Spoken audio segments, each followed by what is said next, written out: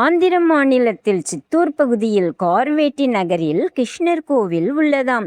ருக்மணி சத்யபாமாவுடன் வேணுகோபாலசாமி என்ற பெயரில் அருள் பாலிக்கிறாராம் கிருஷ்ணர்.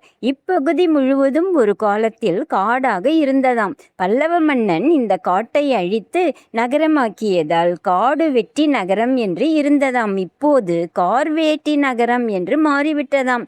பல்லவ மன்னர் இந்த நகரத்தை வேதம் ஓதும் மந்தனர்களுக்கு தானமாக கொடுத்து விட்டாராம். கோவிலின் உள்ளே நுழைந்தால் ஒவ்வொரு பிரகாரமும் தூய்மை, தெய்வ அம்சம், கலை நயத்துடன் மின்னுகிறதாம். உள்ளே சென்றால் மூலவர் தரிசனம் காணலாமாம்.